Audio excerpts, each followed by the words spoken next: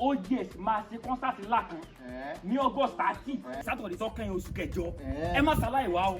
dúró náà ṣé ó GS yẹn sí generator tuntun ni àbọ̀ tún generator ṣe ẹ jẹ́ kí. no na olórin ẹ̀mí gospel singer jẹ́ sọ fún mi tẹ́lẹ̀. olórin ẹ̀mí ni so ẹ má ṣàlàyé wá o ó máa dùn mí gan tẹ́ ẹ bá wá. máa wá. And don't forget ẹ bá ti ń bọ̀ ẹ mú bàtà jó yín lọ́wọ́. bàtà jó mi.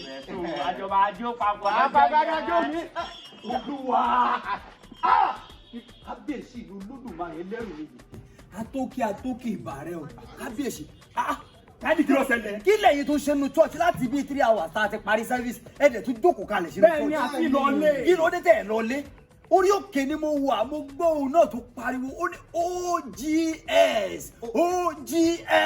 Daddy OGS ṣé ayé tuntun ni àbí ọ̀run tuntun kò yé mi o. kò kì í ṣayé tuntun kò dẹ̀ kì í sọ̀run tuntun ṣùgbọ́n bí mo ṣe gbọ́ ní etí mi ó dàbí ẹni pé orúkọ Angel Gabriel tuntun tó lọ́run ṣe fún ni orúkọ yẹn sound somehow. no sir OGS kìí ṣe áńgẹ́lì kò dẹ̀ kìí ṣe ìránṣà olórin ẹ̀mí gospel singer ó ní OGS.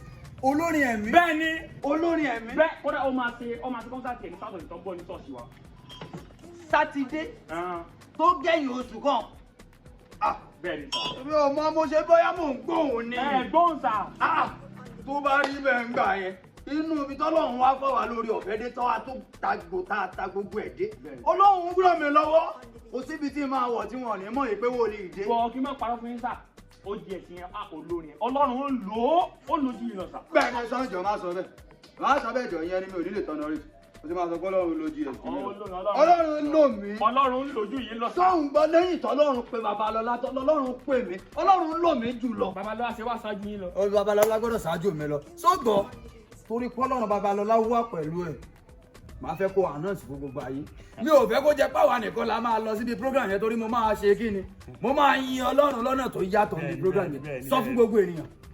OGS live concert. OGS live concert.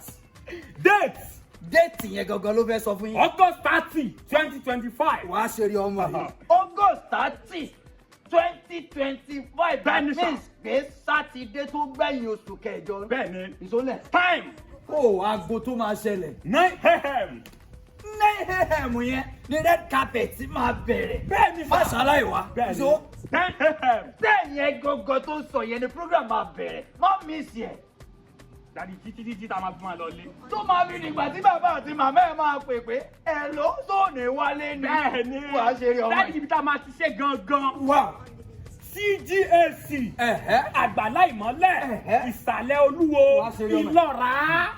Sógbó CGAC ní àgbàlá ìmọ́lẹ̀ olúwo ní ìlú Ìlọ́ra ibẹ̀ ló ti máa ṣẹlẹ̀. bẹ́ẹ̀ni with music. pẹ̀lú orin ijó ẹ̀fẹ̀ lóríṣiríṣi ló máa ṣẹlẹ̀.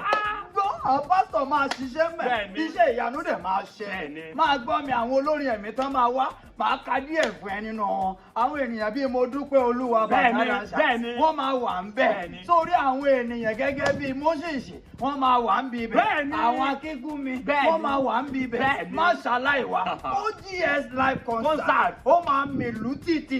Bẹ́ẹ̀ni. má ṣàlàyé wa. má gbàgbé èmi náà máa wà bẹ́ẹ̀. o ní wá kí ló máa ń ṣe náà Màmá tí mi bẹ̀rẹ̀. bá lọ ìwọ máa jókòó sílé ó máa dáhùn ènìyàn ló Irọ́. ṣé ká tó ń lé yìí. ẹ̀yin ni wòlíì èmi máa lọ tí má dé máa àjọ jíṣẹ́ máa fún lọ yín. ni Ah. o lè dábùkù bá àjọ máa má ṣàlàyé wa thank you ẹ ṣé o ṣé máa lọ lé yín àbẹ́ tí ì ṣe tán.